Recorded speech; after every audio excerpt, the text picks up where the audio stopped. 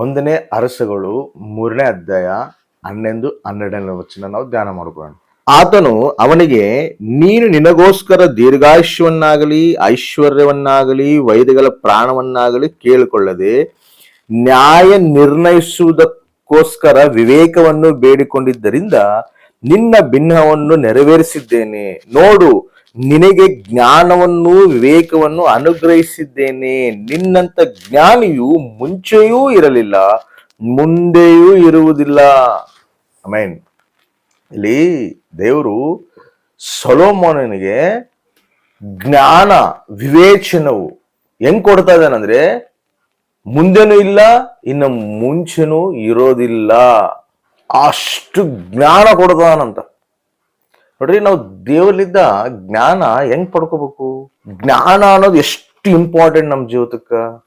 ನೀವು ಜ್ಞಾನವಂತರಾಗಿರ್ಬೇಕು ಅಂತೇಳಿ ವಾಕ್ಯ ಹೇಳ್ತದೆ. ನಾವು ಜ್ಞಾನವಂತರಾಗಿರ್ಬೇಕಂತೇಳಿ ದೇವ್ರ ಆಸೆ ಪಡ್ತದ.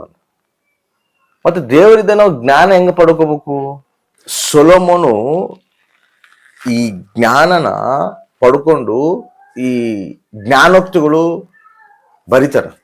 ಜ್ಞಾನೋಕ್ತಿಗಳು ಬರೆದಾಗ ಈ ಹಿಸ್ಕಿಯಾ ರಾಜ ಏನ್ ಮಾಡ್ತಾನಂದ್ರೆ, ಹಿಸ್ಕಿಯಾ ರಾಜನ ಕಾಲದಲ್ಲಿ ಸೊಲೊಮೋನು ಬರೆದಿರುವಂತ ಆ ಜ್ಞಾನೋಕ್ತಿಗಳನ್ನ ಮತ್ತೆ ತರಿಸ್ಕೊಂತಾನ. ಸೊಲೊಮೋನು ರಾಜನಾಗಿ ಹಿಸ್ಕಿಯಾ ರಾಜನಾಗೋ ಆ ಟೈಮ್ ಪೀರಿಯಡ್ ನೋಡಿದ್ರೆ 250 ವರ್ಷ ಆದ್ಮೇಲೆ ಈ ಸೊಲೊಮೋನು ಬರೆದಿರುವ ಆ ಜ್ಞಾನವಾಕ್ಯವನ್ನು, ಆ ಜ್ಞಾನೋಕ್ತಿಗಳನ್ನು ಮತ್ತೆ ತರಿಸ್ಕೊಂತಾನೆ. ಅವಾಗ ಹೆಂಗ್ ಬರೀತಿದ್ರು? ಒಂದು ಗ್ರಂಥದಲ್ಲಿ, ಅಂದ್ರೆ ಒಂದು ಚರ್ಮ, ಆ ಒಂದು ಪೇಪರ್ ಟೈಪ್ ಮಾಡ್ತಾರಲ್ಲ, ಅದನ್ನ ಅದರಲ್ಲಿ ಬರೆದು ಅದು ಸುತ್ತಿ ಒಂದ್ರಲ್ಲಿ ಭದ್ರಪಡಿಸಿರ್ತಾರ ಈ ಜ್ಞಾನೋಕ್ತಿಗಳೆಲ್ಲ. ಆ ಭದ್ರಪಡಿಸಿರೋದನ್ನ ಈ ಹಿಸ್ಕಿಯಾ ರಾಜನಾಗಿದ್ದಾಗ ಆ ಕಾಲದಲ್ಲಿ ಏನ್ ಮಾಡ್ತಾನ, ಮತ್ತೆ ತರಿಸ್ಕೊಂತಾನ.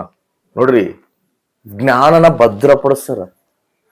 ಭದ್ರಪಡಿಸಿ ಮುಂದೆ ಜನರೇಷನ್ ಉಪಯೋಗಕರ ಆಗ್ಬೇಕು ಅಂತೇಳಿ ಅದು ಹಿಸ್ಕಿಯಾನ ಏನ್ ಮಾಡ್ತಾನ, ತಗೊಂಡು ಅದನ್ನ ಮತ್ತೆ ಧ್ಯಾನ ಮಾಡ್ತಾನ. ನೋಡ್ರಿ, ಜ್ಞಾನೋಕ್ತಿಗಳು 25ನೇ ಅಧ್ಯಾಯ 1ನೇ ವಚನ. ಇವು ಕೂಡ ಸೊಲೊಮೋನನ ಜ್ಞಾನೋಕ್ತಿಗಳು. ಯೆಹೂದ್ಯದ ಅರಸನಾದ ಹಿಸ್ಕಿಯನ ಲೇಖಕರು ಇವುಗಳನ್ನು ಸಂಗ್ರಹಿಸಿ ಬರೆದರು. ಇವು ಕೂಡ ಸೊಲೊಮೋನ ಜ್ಞಾನೋಕ್ತಿಗಳು. ಸೊಲೊಮೋನು ಬರೆದಿರುವಂತ ಜ್ಞಾನೋಕ್ತಿಗಳು ಅವನ್ನ ಮತ್ತೆ ರಿಕವರ್ ಮಾಡ್ಯಾರ. ಯಾರು? ಹಿಸ್ಕಿಯಾ ರಾಜು ರಿಕವರ್ ಮಾಡಿ ಅದನ್ನ ಮತ್ತೆ ಬರೆಸ್ತಾನ. ಯಾಕೆ? ಆ ಒಂದು ದೇಶಕ್ಕೆ ಬೇಕು, ತಾವಿರುವಂತ ಪ್ರಾಂತಕ್ಕೆ ಬೇಕು, ಮುಂದೆ ಜನರೇಷನ್ಗೆ ಬೇಕು.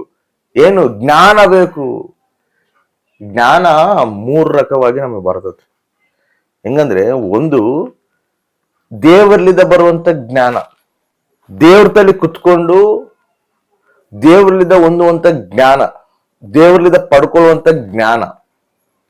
ಅದೇ ರೀತಿಯಲ್ಲಿ ಎರಡನೇದು, ಈ ದೇವರಲ್ಲಿದ್ದ ಪಡ್ಕೊಳ್ತಾರಲ್ಲ ಜ್ಞಾನನ, ಆ ಜ್ಞಾನನ ಒಂದು ಗ್ರಂಥ ರೂಪದಲ್ಲೋ, ಆ ಹಾಡು ರೂಪದಲ್ಲೋ, ಇಲ್ಲಾಂದ್ರೆ ಮಾತುಗಳ ರೂಪದಲ್ಲೋ, ಅವ್ರು ಮಾತಾಡಿರೋ ಮಾತುಗಳು, ಆ ಜ್ಞಾನನ ನೋಡಿ, ಆ ಜ್ಞಾನನ ಕೇಳಿ, ಆ ಜ್ಞಾನನ ಓದಿ ತಿಳ್ಕೊಳ್ತಾರ.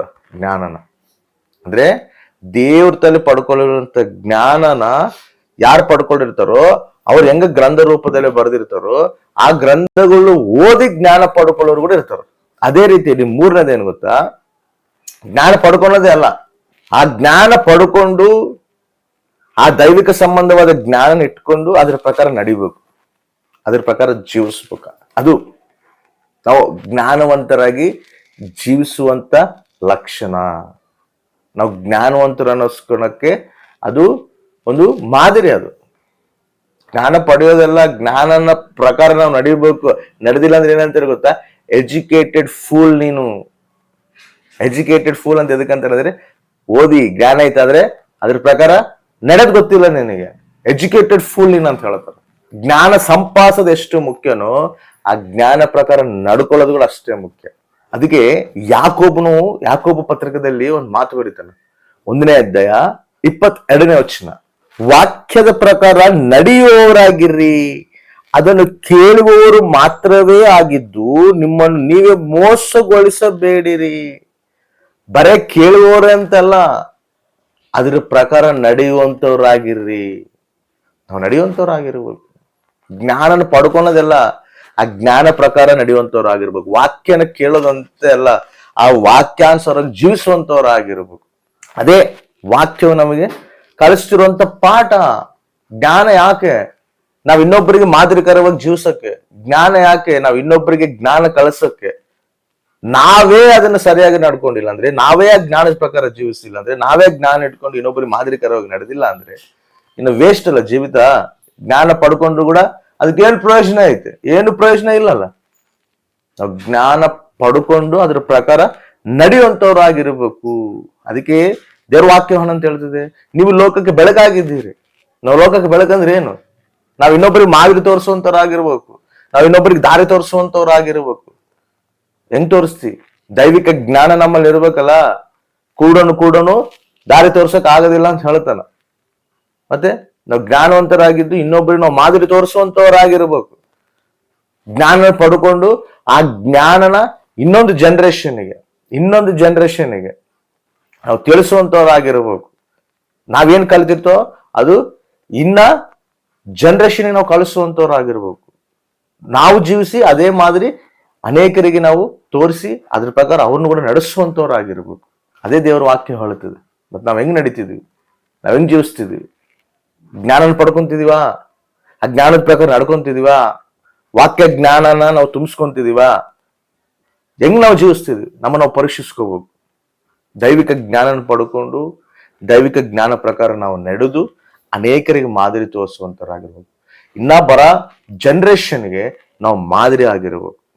ಆಮೇನ್.